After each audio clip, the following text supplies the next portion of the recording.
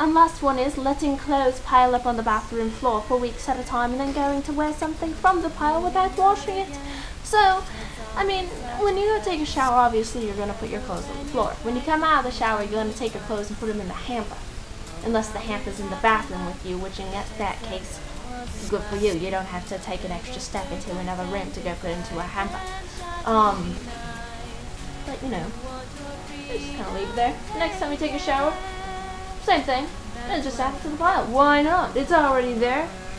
No one's gonna see the bathroom anyway. You know, a couple days later, you got a little pile stuck up.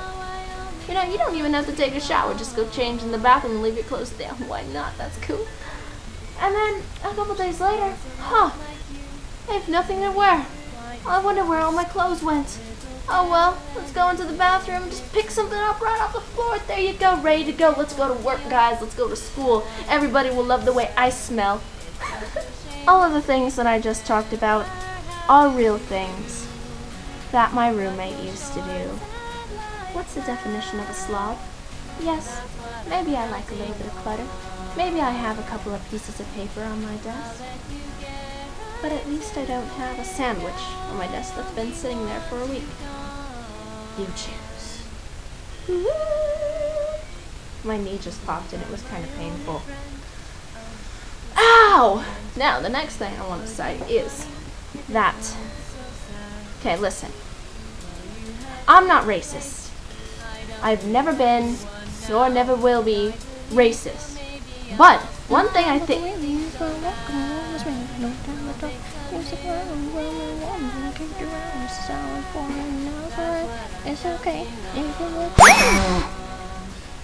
Sorry. I think she's mad that I didn't do a cartoon today. Anyway, like I was saying, I'm not racist. At all. We all bleed the same blood. We all have the same organs, unless for some reason you were born with 2 uteruses, which there are people like that. That still makes a human, though. It's just a mutation, eh? But, and this goes for anybody from another country who speaks a different language. This goes for people from Asia, people from Europe, because there are, you know, European white people. You know, Germany, Spain, France, Canada, from the French-speaking parts of Canada, Canada. This goes for people in Mexico, in South America. This goes for people in Russia and the Middle East, and people from places that have a different language. If you're gonna come to America and you plan on living here, please, learn English. Now, it's different if you're coming over for maybe, it's a visit, for maybe, a little bit, but usually when people come here, like on a vacation, they have somebody, maybe a family member, somebody who speaks English. I'm pretty sure that it's required in other countries to learn English. So whether you're from Mexico or China or even Japan, and I love Japan, or you're from Spain or France or Germany or, please, learn English. Because when we're at work and we go to say, "Hi, how are you doing today? Can I help you find anything?" And you look at us and you go, "Sorry, no English," in whatever accent that you happen to have, that makes us feel like we can't help you. And it makes us a little annoyed because we cannot communicate with you. I can communicate with a deaf customer better than I can communicate with customers who can't speak English. Now, Spanish isn't really that bad, only because we have a couple, not a lot, a couple of people who speak Spanish at our store. So a lot of times we will have somebody who will be able to communicate with people who speak Spanish, whether they're from Mexico or Spain. This is not a fact of racism. If I were to go and live in Japan, to live there, I would, and I already know enough to say that I can't speak Japanese, but I would learn and make a very good effort to learn as much Japanese as I could. You know, I wouldn't live in Japan if I couldn't speak Japanese. How would I get anywhere? How would I do anything? I wouldn't be able to do anything. I'd have to also have to read Japanese too, because hell, I can't read Japanese.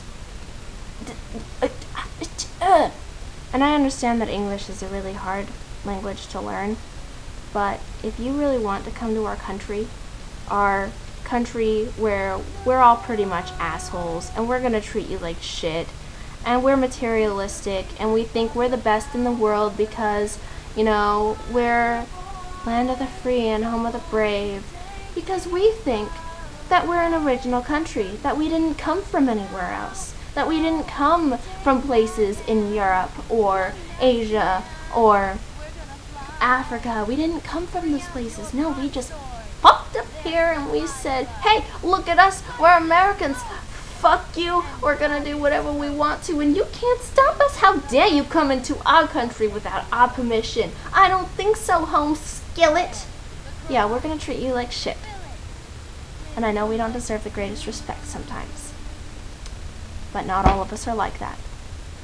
So please, for those of us who are not going to treat you like shit because you have a different skin color, or you have a different accent, or you come from a different country, or you have different customs, at least please learn how to speak English. But you wonder to yourself, why do all the other countries think we're assholes? Because somewhere along the lines, we became one giant asshole. And I'm kind of excited to see how many hate comments I get after that whole spiel there.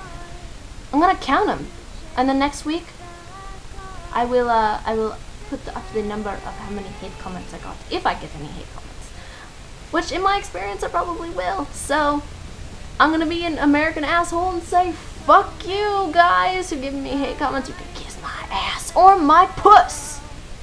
You can kiss my puss. So my boss is really cool. They say, you know, that you're gonna end up hating your boss. This is my first job, and I lucked out.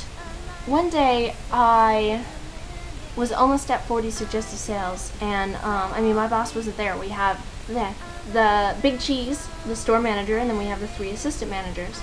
And I was like at 37 or something, or 38 or something. And I said, "Come on, somebody buy it from me." He deserves for our store to get as high as numbers we can. If I can just hit this, you know, we could have been stuck with an asshole boss that treats us like shit. But no, we got him. And he has been nothing but awesome to us. So my supervisor has a piercing too. She has a lip ring on, you know, the side of her mouth. And, you know, at the time I had natural colored hair. I think it was blonde. I'm pretty sure it was blonde at the time. But later I asked him if I could, oh my god, excuse me, if I could color my hair. Like, what were my limitations? And he said, well, not all over, you know, you could do, you know, some blah, blah, blah. So that's when I started doing, you know, the stuff in the front. You know, the pinks and the blues and the purples in the front.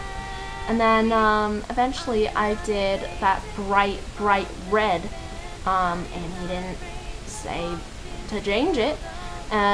Then we hired another girl with a lip piercing, and we had, somebody on staff who had tattoos and got more tattoos while working there. We have, right now we have an employee that has tattoos on his arms and added more to it. It looks really badass, and he also has his ears pierced. I think it was the day after Christmas, either the day before or the day after. He busted out a Nerf gun and started shooting our other assistant manager with it. Or started shooting my roommate with it. And I was sitting there laughing. It's freaking, he jokes around with us. He says things that probably a manager probably shouldn't say. An awesome boss is bossum. So if you have an awesome boss, go up to him, tell him or her, you are bossum. See what they say. They're probably gonna go, what the fuck? What is wrong with you? Yes, I know that was a long roundabout way of saying that I hate sauerkraut. So I saw a girl with some really cute piercings. I don't remember what other piercings she had, but she had stud here, and a stud here. So she had the 3 studs on the bottom lip, and they were so cute. But you know what I also like is I like I like it when, you know, there's the two studs here and the center ring. And so I just wanted to, you know, show a couple of examples of cute piercings. I haven't found a lot because when I went onto DeviantArt and I tried looking up piercings. Okay, let's just say this. Let's just get this out of the way. I hate genital piercings. I think they're stupid, they're pointless, and they're gross and dangerous. Genital piercings are terrible. When I looked up piercings on DeviantArt, that's a lot what I got. Got nipple piercings, and I got a bunch of other crap, and I'm like, there's no point. So the very few couple of pictures that I found were the following. There's one with, you know, the 2 on the top and 3 on the bottom lip. I thought this one was really cute with the 5 rings and button. And note that some of these would look really strange on people with facial features that it just wouldn't work for.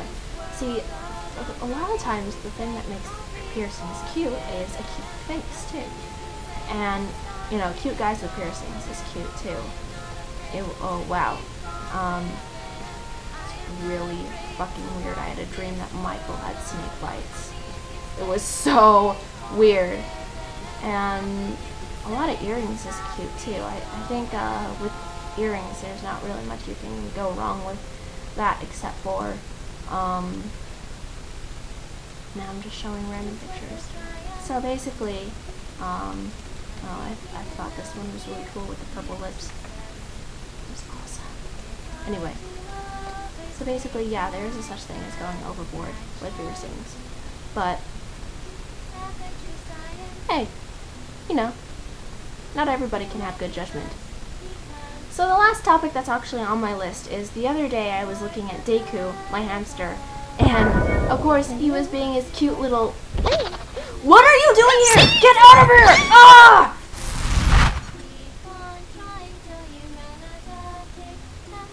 Do you ever just get the feeling that sometimes you want to kill your cartoon self? Anyway, so I was looking at Deku and he,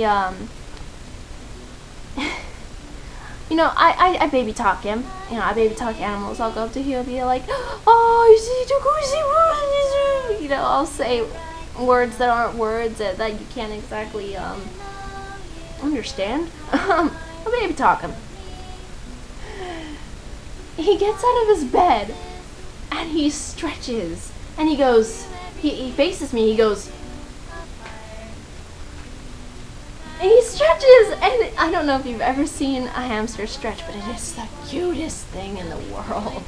And I got to thinking, what if animals are cute on purpose? What if, because like my cat, my old cat Missy, when I come up to her, she'd roll on her back and expose her belly and just, you know, cute and just be cute. And, you know, kitties, you know, they purr and they rub against you and they're just cute. What if animals are cute on purpose? What if they go, oh, human, this human loves me. I'm going to show them how cute I am. Look at me, I'm so cute. Oh, look at me. Watashi wa kawaii desu. Ne. Speaking of Deku, I came home the other night and I looked at his eye and I could have sworn I saw like a cataract in his eye. You know, a big pasty bluish white thing over his eye, in his right eye, and I'm like, are you blind in your right eye? Granted, he's about in the middle of his life. He's still got tons of energy and he can eat solid food still. He's really energetic, really fat and healthy. Even if he is blind in the right eye, hamsters don't exactly have the best vision anyway, and they have really good sense of smell and sense of hearing, so he could still rely on that, mainly their sense of smell. And what now?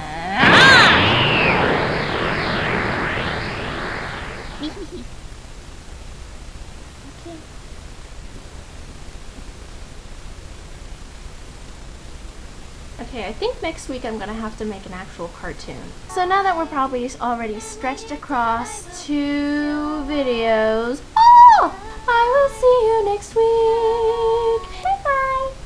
Goodbye.